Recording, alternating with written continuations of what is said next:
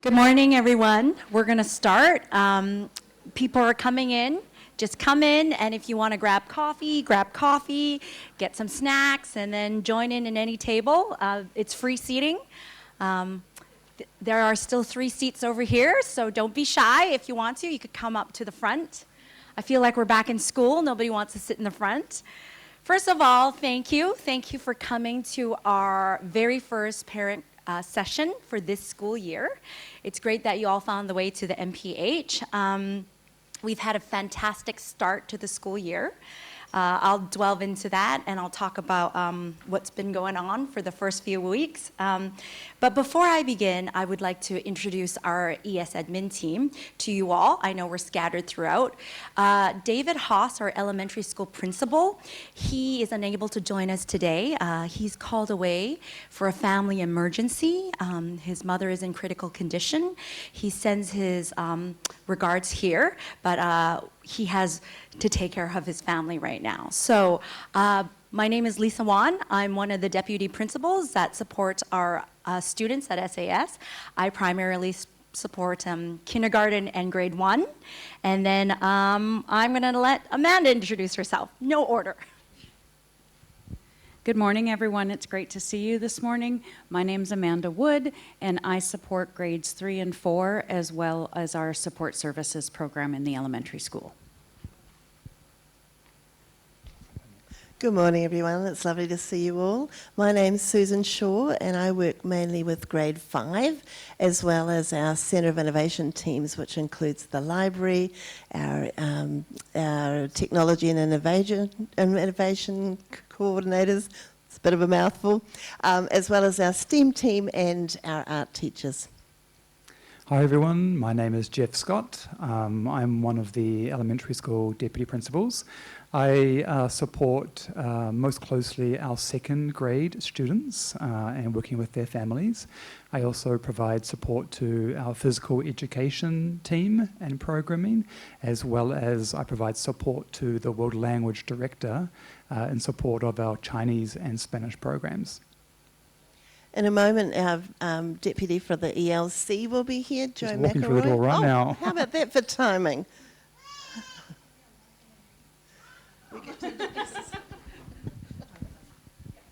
Good morning, everybody. My name is Joe McElroy, and I'm one of the deputies here in the elementary school. I work with the Early Learning Centre, the music team, and the PLC coaches. And I too, like you, am a parent. My children have been at SAS since they were in preschool. My older daughter's now at university, and my younger daughter is a senior here in the high school. Welcome. It's great to have everybody here today. Thank you, Joe. So we all, plus David Haas, make up the ES administration team. And while we all have areas that we support, do know that you can come to any of us if you have any questions or you need help in any way. Before we launch into our coffee this morning, these are our community norms that are established school-wide. I'm going to give you a little bit of time to read through them before I start talking over you, your thinking. So just take it some time and read through these norms. All right, it seems like most of us have had a chance to quickly read through this. Every time we meet together as a community, we will be shared this slide again, so it grounds us in how we come up and share our discussions together for our time together. Today's agenda mainly are 2 parts. We'll give you some updates, which I will dive into in a minute, and then the part 2 is really about how the school has been operating. It's been 3 going on to 4 weeks of school. What are we doing apart from academics? So you'll hear more about that. So I have some updates. I have a few updates to share with you. First of all, our back to school night was a success. I know many of our parents logged in and joined in for back to school night that took place last week. Huge thank you for tuning in virtually, and also thank you for working with us as we iron out routines for the beginning of the school year. We know that at the beginning of the school year, much of it is about routine. There is a level of anxiety and a lot of questions, but you were patient with us, and because of that, as we're walking through the hallways, greeting students in the morning, we see happy faces. Students seem quite well settled. So that's a huge celebration on our part. So back to school night was a success, and our students are settling in very well. Which talks about building community. A key thing that we're focusing on the first few weeks is building community. I know one of the things that as I stand by the bus arrival, many of the parents have approached, especially at the beginning of the school year, that they're worried that their children, they don't have friends, it's a bigger space. We want you to know that we see that the students are well adjusted, they've settled in, and later on, when we each talk about sense of belonging and building community, we will talk more about what each of the grade levels are doing to support that. I know that some of us who have been at SAS for a little while have had some questions about what's going on for our morning arrival. So the first thing I'd like to share a little bit, give you some update, is on the morning arrival. For our morning arrival, for our typical pattern is, if you've not been in here, if your child's on the buses, the students get off the bus, or if they are dropped off in a car, they get off the car, and they all go up these stairs, except if you're ELC. If you're ELC, you take the elevator on that side. So you go up the stairs, and then the students wave goodbye to the parents if the parents are with there. And I know this is something that parents have asked, why can't parents go up onto the campus with the students in the morning? And this was intentional because we wanted to establish the routines for students to build independence, but also to go to their classes and start unpacking their backpacks and meeting their teachers and making the choice of, do they want to go on the playground, or do they want to find a more quiet place to start the beginning of the school day? And we've received a lot of feedback from the teachers sharing that this is much more routine building for our students and much less disruptive compared to our old campus. So this is a routine that is new. We appreciate you understanding why we've implemented. It really is to help our students build the routine and settle in. By and large, I think it's a very good thing that we've implemented. The second thing I would like to talk about is we have some updates on access to campus, because in the morning you drop off and you say goodbye to your child, you're wondering, do we have access to the library? And yes, you do have access to the library. You have access to the ES library twice a day. In the morning from 7:30 to about 8:15, I say 8:15 because after morning meeting at about 8:20, we start to have classes come in to the library. And of course, that space is prioritized for student learning. So we're going to ask parents to make sure you make your way before 8:15 so that the space is reserved for students. And then of course, in the afternoon, parents have access to the library in the afternoon as well. Susan, is it 3:30, 3:15? After this? 3:30 to 4:15, parents are welcome to go to the library. And again, there is a procedure, so when you go to the library, more information will be shared in the e-news, but by and large, it's essentially you go up in the morning time. If you're checking in to go, you have to go to the concierge right there. You turn your heads there, it says safety and security right up there. You have to register and put down your name, and the security will give you a card so that they know that you'll be accessing the library. So that is for the morning and the afternoon. We are also very excited that the Central Play Park, the beautiful play park, is open for our parents to have access with the students in the afternoon. So that's where we could build community. Your children can go out there to play. But I'm going to ask you for help. We're going to all ask you for help. We are going to ask you for help in terms of active supervision when the children are on the playground. In the past, we have had situations, particularly in the old campus, when our students were playing, they weren't supervised. A lot of accidents happened. We have had students who are climbing on the apparatus. when you're playing and it's unstructured, there's a lot of social negotiation. It might be disagreements happen, and it can get pretty intense for the students. So we're going to ask parents for help is if you are going to bring your child up there to play, we're going to ask for active supervision. You need to supervise. Okay? And I'm going to ask you for help to share that message for parents who aren't able to be here today. So please help us share that information. I know Ghazal is going to help us push that information out through WhatsApp as well as the official channel of eNews. Okay? And the last thing I'm going to provide an update for, and then we're going to move on to the next part because I know time is limited here for us today, is a lot of you have stopped by and asked, what's going on in our schools right now? What's happening? We haven't heard much. Well, we wanted to let you know that we shared at Back to School Night what our curriculum is, but I want to remind us that our first 6 weeks of school is really about building community, apart from academics. And that means that students are forming relationships not just with their adults that they interact with in the community, but with the peers, with their friends in their learning community. And about the next part of our coffee will be about sense of belonging and building community. So I'm going to segue into that. Oh, Joe. Great, thank you, Lisa. Okay, so now as Lisa mentioned, we're going to shift over into the from the logistics into the meat of our parent coffee today. What you're here to hear more about, how we have welcomed children to school and created a sense of belonging, recognizing that this building is fairly new for us. Okay, so we're going to do a little thing where you're going to talk to the person next to you. I don't know about you, but the beautiful spaces that we have here in this elementary school are very different to the experience I had at school. So, a couple of prompts for you. How were the learning spaces from when you were in elementary school, an elementary school student, similar and or different to your child's experience here in this new building? And how did these spaces influence what teaching and learning looks like?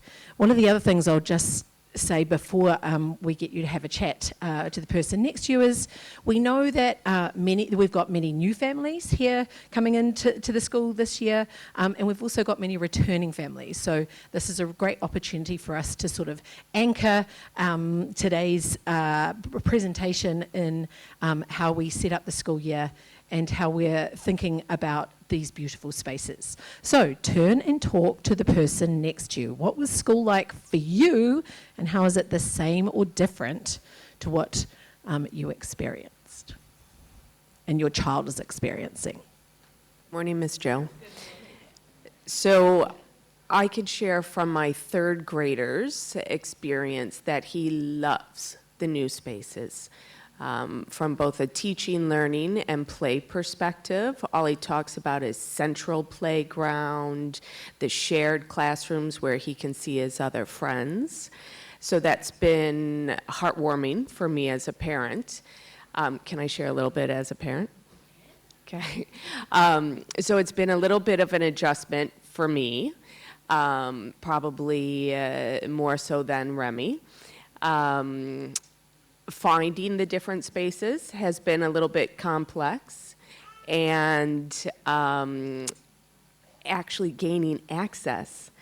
So I've gotten stuck in an area, like I had to drop off a medical examination form, and then I couldn't figure out quite how to get out of the ground floor. I had to ask a staff member to open the door for me.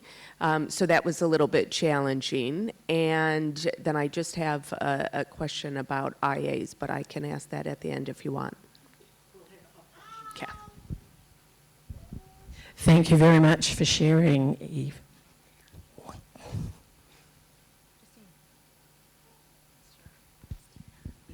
Hi, so I have a first grader and a preschooler this year, and when I was in high school, middle school, elementary school in the US and Japan, it was a typical, you sit in your little desk, even when I was younger, and you sit there and you listen and you kind of scribble, and that was it. Yeah, we didn't get to run around, definitely didn't have any fun playground time so much. It was very structured, and we sat in a desk just like that. Yeah, thank you. Thanks for sharing. Okay, I'm going to wrap this little piece up and hand it over to Jeff. All right, thanks, Joe.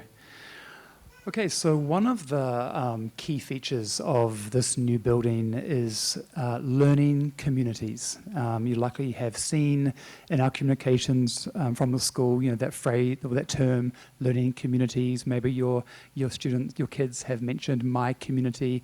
And we think it's really important just to re-ground ourselves in what do we mean by that? When we say learning communities, what's that model? How is that model designed?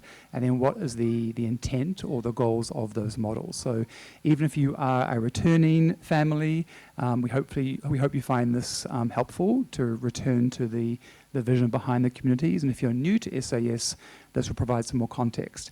So we're going to lead you through a tabletop activity to allow you to dig into our vision for learning communities. Last year, as we prepared to move across to this new building, we sent out a communication to families that had a lot of information in it, but as part of it was a single paragraph that outlines what we are striving for as a school around learning communities. And we've dropped these off at your tables, and I'm already seeing some people use the different translation features on your devices to support you with this, because it is quite dense. So what we're going to do is there's a three-step process to help you engage with this vision statement. The first part is we're going to ask that just on your own, with your own copy of the vision statement, just have a read through it and just to get a sense of the big ideas behind the vision. Then, the second time you read it through, we're going to ask you to do some annotating or some marking up of the vision statement. And there are some tubs on your tables with highlighters and pens that you can use. And so here's one suggested way for you to mark up the vision statement. If you find a part of the statement that seems inspiring, or it feels encouraging to you as a parent, or you're excited by that, you can just circle those words or circle that phrase. If you find a part of the statement that you're already noticing, so when you've been on campus, you've seen this in action, or your children at home have told you about that, you can underline those parts. And if there are any parts in the statement that you are curious about, you have a question about, or you want to know more about, you can then highlight those parts. All right? So just for maybe the first 5 minutes, just some private sort of reading time and marking that up, and I'll let you know when it's time to move from reading to talking. Okay? So we hope that was helpful just to be reminded if you are a returning family, or to learn if you're new around the what and the why of learning communities. On the middle of each table is a piece of white A3 paper, and we want that space to capture any questions or need to knows that came up for you or for your table that you'd like for us to answer in upcoming e-news communications, or even at a forthcoming parent coffee. So if you have a question about something that you read in that vision statement, something you want to know more about, feel free to write those questions down on those chart papers. But we would like to take maybe 2 or 3 questions now, actually. Amanda and I have the microphones. We can come around, and if you have a burning question from the vision statement that you just can't wait to hear the answer to, would love to answer those questions for you now. So any takers? Any questions or need to knows? Yes. Okay, comes Amanda. Hi, I'm Sweta. I have a second grader, and all his answers end in nothing. Everything about school is we get a nothing. So we have to rely on teachers and meetings like this to understand more about how the school works. So first of all, kudos to SAS for, bringing up this. For planning this, for charting this out. It's beautiful in thought, and I'm sure you guys are doing it, like you're implementing it. But I would love to know if, how does it actually happen? How do different teachers be a part of my child's day? Since, their class teacher is is the center for them, and they have different subject teachers. So how do the other homeroom teachers be a part of that child's day? And there was one more thing. Yeah, I think this should sum it up. Yeah. Do you want to take an answer? I can speak to that a little bit, and all of the deputies can jump in. We're going to show you a few examples of how we do that. It often starts first thing in the morning, so kids are coming in. They have a choice of an active playtime or a quiet playtime in the community commons. But also, as we do morning meeting, that's a chance to connect with your teacher. And at some points during the week, they might have a community meeting. So now they're getting to know all of the adults that are in the space. In these first 6 weeks, as we've been doing a lot of community building, different teachers have led different parts of that community building. It could be one teacher leading something for the whole community. That's not something that happens all the time, but it could be one teacher doing a read aloud to a group and then going to another group to do a read aloud. So there's a lot of connection time. I think that informal time in the morning really helps to have a safe place to connect. And then as the day goes on, and the teachers are referring to each other. You know, to be able to say, well, Miss Kendra, her class is going to art today, we're going to walk with them. So they're constantly referring to each other, and it is certainly something that we're going to build over the course of the school year. Okay? Any other questions? Yeah, I'll come to you.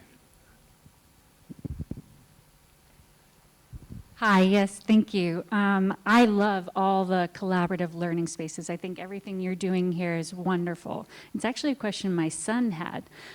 He loves when he's working on a project to sometimes have moments where he's just alone and he's thinking, so I'm just wondering, it's good for him to collaborate, and it's good for him to work together, but are there specific designated spaces within the community for those students that might need quiet learning space? Susan, do you want to talk about the grade 5 Zen-Dens? Yeah.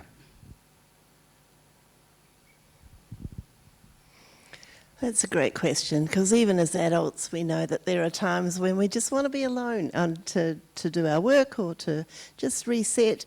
So for our kids, it's similar, and we have lots of ways that we do that, and we've purposely built breakout spaces as part of the learning communities. And so while they might look different throughout the grade levels, in grade 5, the community team, our grade level team, decided to create Zen Dens.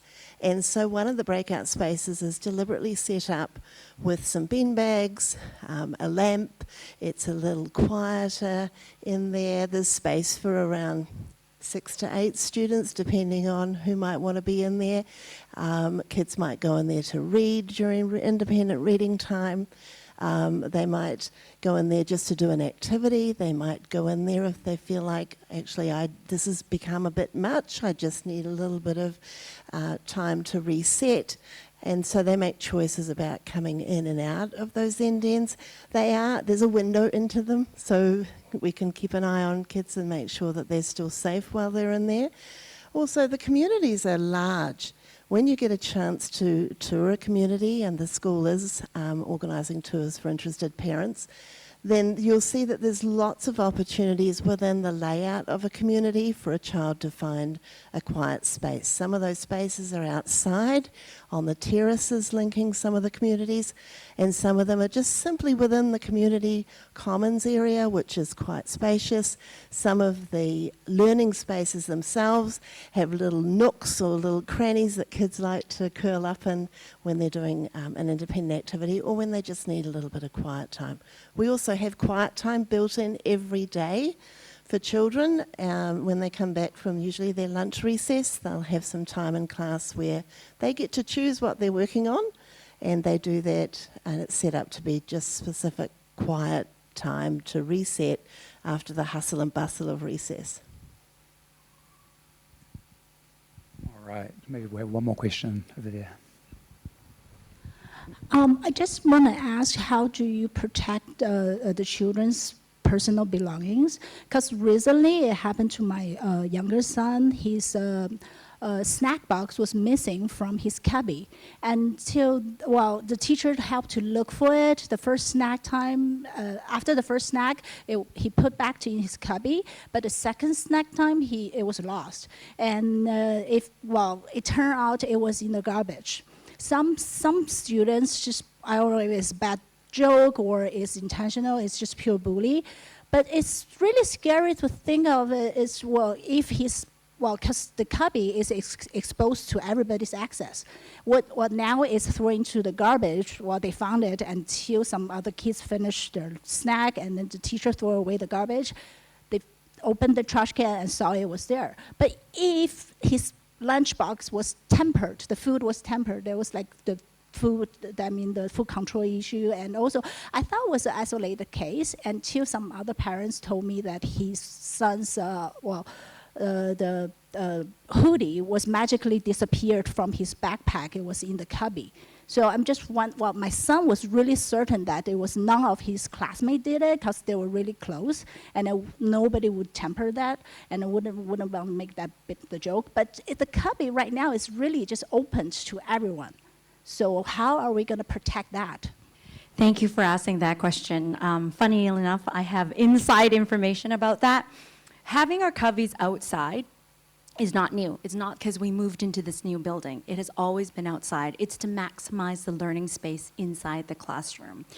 And we have a vision, and I'm going to talk about that vision about this learning space. We are in the elementary years. We're building habits. We're explicitly teaching students how to contribute productively to something that's bigger than themselves, right?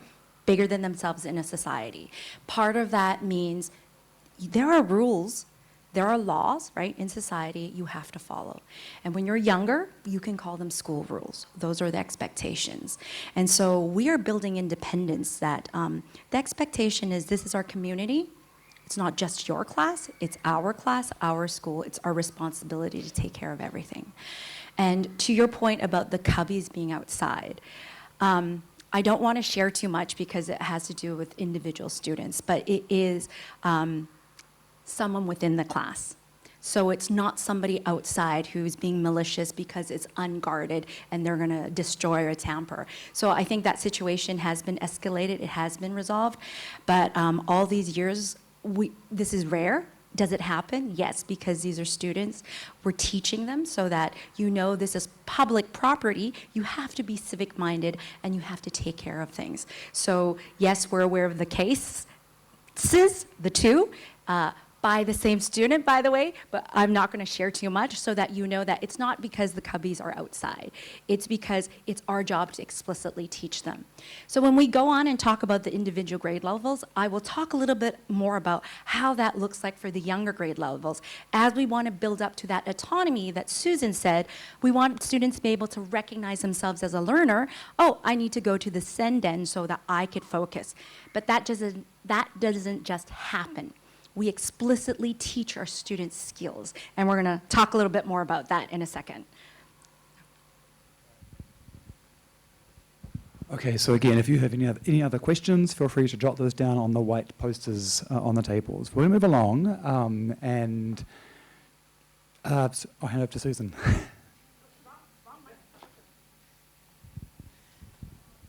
Hi, I'm not trying to dominate the microphone, I promise. Our grade 5 learning community, you're about to see a video that reflects on, it's a student-led video, and it shows you, some of you may have already seen it, but it shows you around a learning community that we had in our old building. The learning communities aren't new to everybody. This was a pathfinder we had for several years, and our grade 5 team were constantly figuring out what worked, what didn't, and ways to further support students and their learning. And so you'll see a video that takes you through a quick day in the life of a 5th grader in this community. And as you're watching, just be thinking about the things that were in the vision statement and where they might show up in this video.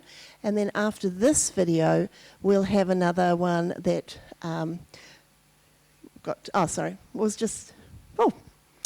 we'll have another video that also gives some information about, we've got children, our grade 5 students, talking about what the learning community means to them, how they find a sense of belonging there.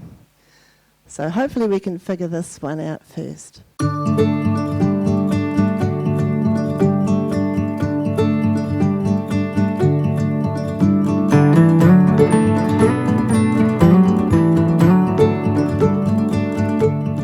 My name is Stella and I'm in the 5th grade learning community. Right now it's morning meeting and I'm in my home base, water, because there's 4 spaces in the hub. Water, wind, earth on the far side, and fire. And we're normally gonna do like a greeting, a share, and a game, so it's really fun. We wouldn't go with anybody else in other spaces for morning meeting though, so we would basically just stay in our home base. We usually have morning recess. Sometimes I come up to change the fish water because I have a fish in the class, and sometimes I just stay downstairs and play with my friends. Maybe one teacher is busy, I can go to another teacher and ask a question, so I think it's really helpful that way.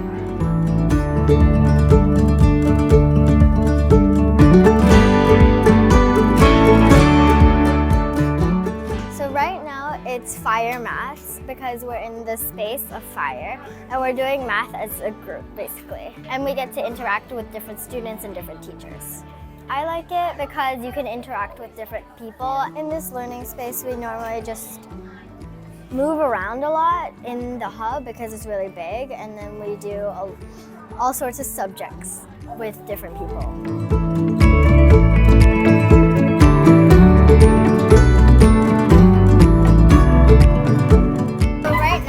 Writing. So today we had actually a choice. So we could either go to fire over there, which is where I had math, and watch the water cycle, or we can just continue writing. And I chose to continue writing, like most people.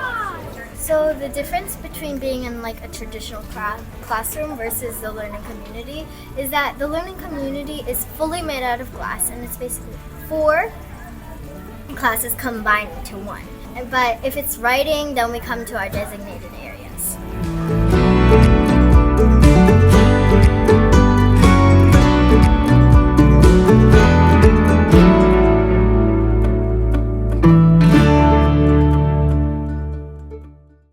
Okay, we're going to see if the student reflections one works because it's such a lovely opportunity to hear from our students. You get to interact with so much people in this large community, large space. This hub, it feels cozy. It feels like you belong to this great community. We have 3 classes here behind us, and like whenever we want we can come into the space and like chill on the bean bags or like. This learning community is much better from last year. There's lots of places to go around. There's the commons, you can go outside and drink water or unpack your stuff. There are, I think, 4 classrooms here. We have lots of teachers here, and Dr. Peterson sits right here, so any problems we can go to him. There are many people in the community. You can make more friends, and there's very comfy furniture, and there's a bigger library than in a normal classroom. And the librarian sometimes comes in your community to like do big community lessons, and it just feels really nice to have such a big classroom, like such a big class, without just having this 20 people separation. In these learning communities, our teachers spend lots of time trying to teach us ways to work and how to work together. We always like to partner up and work together with other classes. So we had this thing called rotations. You go to the class there, and then other people from, like, some people would stay from that class, the other person from that class would go there, and some people from that would go there. And then we would play a little game and spend time, and then we would go to the other classroom. When we come together, we could do like all sorts of stuff together. Like we could take surveys about things in the school together with like our friends from other classes. We can also like talk about expectations and stuff like that together. For example, I went to Miss Starr's class for counseling lessons. I got to make new friends and sit next to new people from other classes. And so any learning support, like the teachers, they just go in these small spaces. You don't need to like chat in the open. You could just go into the breakout room or the Zen Den, and you could just chat privately. I like this learning community more because you can just go out of your door and then you don't have to go out and you can stay in the AC and go to the other classes instead of going out. Is because if the teachers are doing like a same project, kids from other class can like mix and then like they can have different ideas. And according to what they learned, everyone can learn something new about everyone else and also have fun. I think it's great because it's way bigger like than the classrooms to have, and you have that where you could just read right outside your class, and then otherwise in the old building you have to read in your class in your seat, or you can go there and read with a friend from any other class in the community. One thing else that's also happening today is we're doing a class mingling. There's 4 activities around each classroom, and we get to pick one classroom to do each thing.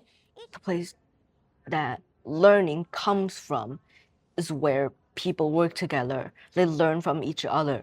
Learning is not just from textbooks, it's from knowledge. You share knowledge. Textbooks are just something that contains knowledge.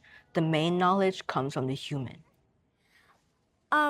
You can just go around and it's very fun.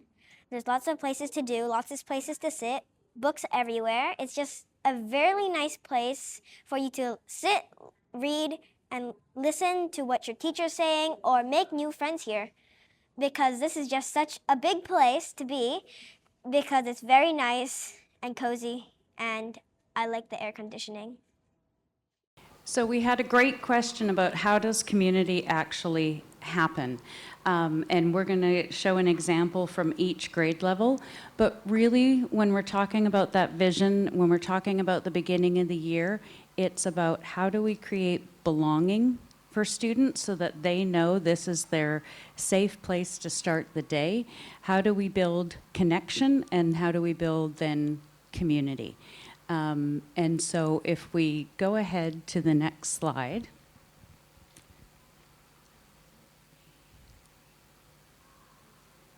There we go. Teachers have been thinking about this since before we moved into the building. Building community is not something new that just created because we were in this building. Teachers were building classroom community, and teachers were working in groups of 3 or 4 for the last 15 years. So they work as a grade level together to make sure they've aligned what it is that we want students to know and be able to do. And then they work in their group of 4, so that's where the connection is really tight, where students might move around to different teachers depending on their needs and interests. This is one example that we see as educators as we walk through the space that shows a community is coming together. This is more than 22 examples of students, right? This is, if I counted those, there'd probably be 66 or 88 that all the students are coming together. We're going to look at that starting from pre-K and preschool. So as you would imagine, it's extremely important for us that our youngest learners, of course, feel very safe and comfortable at school. So our philosophy in the early years, we are Reggio inspired. I'm not going to go into that too deeply today. I could talk about it for hours. But one of the big anchors of that is making school feel like an extension of the home. Homeschool partnership, of course, is extremely important to us. So you might see a home corner set up, like the picture on the left. This space evolves over the school year. By Q2, it might look like a restaurant, but we certainly start with the home corner. And then just this picture here with Zhang Laoshe, our world language teacher. I just wanted to point out the background. You will see when we talk about school feeling cozy and homey, you will see in the ELC learning communities things like lamps and couches and things. So again, it feels like a safe space similar to what they might have at home. Wow, you must be thinking, what's going on with kindergarten grade 1? So I have a question for you. Have you gone to, this is going to sound really gross, have you ever gone to a public bathroom and you thought, I'm not going to use this bathroom and I'm going to leave? Put your hand up if you've experienced that before, right? I would say a lot of you have. And then, of course, there are spaces where you go to the bathroom and you go, okay, this place is well taken care of. So the same rule applies. I use bathroom because little children, that's where we start off with. One thing to build sense of belonging is, this is our space. We are the ones who need to take care of this space. It doesn't magically happen that when you're 18, I'm going to take care of our community. We start building it very young. And one of the things we talked about is how do we start that? How do we build that? Is as simple as we start off in kindergarten grade 1, as we build up to the upper grade levels, we start off in our individual home bases. We build the relationship with the classrooms. We establish the norms and routines. And then how does that apply to our larger community? One small step the kindergarten grade 1 communities, I would say across the grade levels, is they're looking, this is how the picnic bench, this is how I found it. We're going to have snack here. But you don't just walk off when you're done, because this is our space. We want the space to be beautiful and clean so that we can use it to learn and to play and to enjoy. So it is a collective responsibility. Everybody has to go clean up. It's not our instructional assistant's job. It is not the cleaning lady's job. It is our job to clean up after ourselves. And we need to return it better than the way we found it. That's one example how we're building community. We're starting small, but you will see this happen throughout the whole school. And it doesn't happen over time. So for example, I'm going to ask you to partner with us and help us. If your child or somebody you're supporting in your family drops food on the floor, crackers, it is the expectation the child will pick it up and throw it in the garbage can. Because the worst thing is you drop the cracker and you step on it, it makes cleaning up so much harder. So these are the skills we start building at the younger grade levels to help us create a common community. That's for the lower grade levels. So in second grade, one of our communities planned a collaboration called a book tasting. You can probably see in there the commons area of the community has been transformed into a restaurant. They put down tablecloths, they had a vase of flowers, and this community decided to lead a book tasting experience as a way to launch the community library for students. What they did was each of the 4 studios had some learning engagements taking place in all the spaces. The doors were open, and then they invited students to come out from different home bases into the commons area and then take a seat at one of the restaurant tables to join together with other learners who they may not know to have what's called a book tasting. A key skill in lower grade reading is to preview texts. So take a book, look at the cover, do a page flick, read the back of the book, to get a taste for the book to determine if you want to read it or not. So that was the instructional focus for the teachers, but by bringing students out from across the different home-based studios, they created an invitation for kids to get to know other learners, as well as trying to find common ground around the kinds of texts that they like to read. So that's just one example of how this community, anchored a community experience, a way to connect students in a learning context around reading. Okay, Amanda. In grade 3, the teachers in the community got together and used a math lesson to talk about community. And one of the first units in math in grade 3 is around measurement and graphing and data. And so they started talking to kids in the class. What does it look like and feel like when you're in a community where you feel safe and that you belong? And so they surveyed the kids. You will notice that on this graph, it's up to 125. So it's not just one class that's surveyed. It's also students just didn't have one choice, right? They were able to say, which are the feelings that I want to feel when I'm in this space? So this wasn't one graph, put your hand up and we're going to color the graph. there were about 3 other graphs that were there, each individual class, and then they put it together. So they were really learning about, there was another graph that showed scale, where each line was, counted 5 people. And so they were really teaching into the math practices around graphing and data. And they were also thinking about what do we need to feel and what do we need to do to make this space feel good for us every day. And so that's how they got to the statement in Learning Community 3B, we want others to feel, and they listed the top 5 feelings, and then every student kind of gave a high five to that pledge, and added their name and their hand to the wall. So this is something, it didn't happen in one 20-minute meeting. This is something that started in the individual home base, but everyone was doing the same thing. So as they're leaving, hey, what feelings did you want to have? And they could talk to each other. So they're building these common experiences so that by the end of the week, they were able to say, here's the feelings we want to have when we're in this space. And then in grade 4 is on the 6th floor. We're at the Skyline is our theme on the 4th grade. And so the team really jumped into that. This is actually from last year. They're about to do this now again for this year. But because they were the Skyline, they wanted every student to feel connected to the space. So every student came in and were given a bird to connect to the skyline and just decorate it, and you would see it all through the community. So the birds were up all through the community. But then, building on that theme, the team said, we need some names for these spaces. They're not going to be like Miss McCoy's room or Mr. McDonald's room.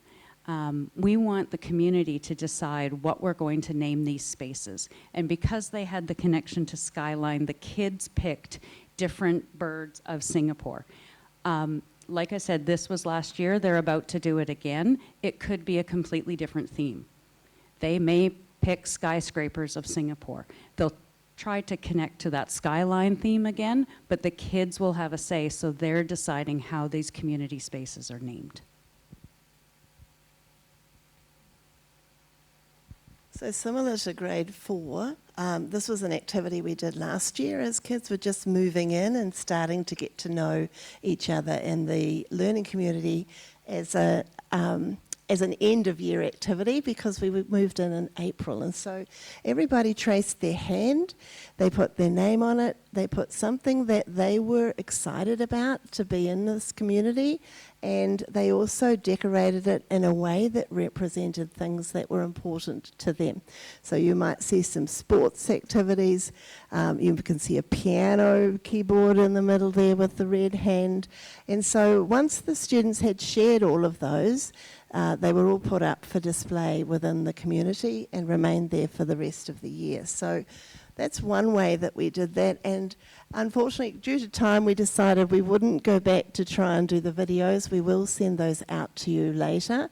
But one of the things the children say in the video is that they talk about an activity that they did in grade 5 where they had some children from each of the 4 classes in the community stay in their home base, and then groups of students from the other classes came into each space. And so they rotated activities around the different spaces that were designed to help them get to know each other, as well as help them to get to understand that this is their entire community, not just those in the home base that they work with. I'm really glad that somebody brought up earlier about that conversation after school. How was your day? Fine. I've had years of those kinds of conversations with my children too. So we wanted to encourage you, on your table there are some conversation prompts that you're welcome to take the piece of paper home, but we thought about changing the question. How was your day? Fine? Lots of different ways you can ask about your child's day. Recognizing that the children are tired, but maybe when you're at the dinner table, you have your child in the car, you could be out walking your dog. Whenever there's some time where you've got the undivided attention of your child, you might want to ask a different question, a more specific question to find out more about their day. So, Jeff, have we got time? I think we've got a few more minutes to go, so we might just wrap up. So please feel free to take that piece of paper home and use it at home with your children. And I think we're going to just finish by wrapping up today. The other thing I will just say as we close, I'm sorry we didn't have translation services available today. The next Parent Coffee and following on from that, we will definitely be having translation services, so just so you're aware. Thank you, Joe. Thank you. I know we're tight on time, but please bear with me. There are a couple of things I want to share with you before we call it a wrap. Our next Parent Coffee is September 29th. And the topic that we would like to focus on is technology. I know that there is a lot of chatter, there is a lot of research about technology, and we want to share what we're doing to make sure we have a balance and we're going to share how we are using technology with intention. So please come to the September 29 one. Even if the topic doesn't interest you as much, come so we could build community. Because look around you. We have some parents who have been here, this is their first year. We have some parents who have been here 4 years already or 6 years already. So come for the community so you get to know each other and also get tips from each other. I have some requests from the PTA, so I'm going to ask you to hang on for a second. We need room parents. For grade 2, there are 3 classes, Miss Tara Pacheco, Miss Shelby Wen, and Zoe Jun's class. We need room parents for those classes. In 3rd grade, Miss Kendra Murray's class, we need 2 room parents. For grade 4, for Alexis McCoy's class, we need room parents, and grade 4, Micheline Bombard's class. And then in 5th grade, Dustin Lockwood and Carly Gold's class also need, they both need room parents. Before we end, I think you're on it already. The PTA has asked us to remind that they're always looking for volunteers, so this is the QR code for that one. The ELC through grade 2 social, that is at the American Club. Please join us. Hit the QR codes for the RSVP. And this one is for September 25th, which is for grades 3 through 5. So we're going to leave this up here so you could take photos of that on your phone. So feel free, stay, enjoy the coffee, chat with the people at your table, and we will be around should you need so. Susan, did you want to say something to wrap up? Thank you, and enjoy. Have some snacks and stay and mingle.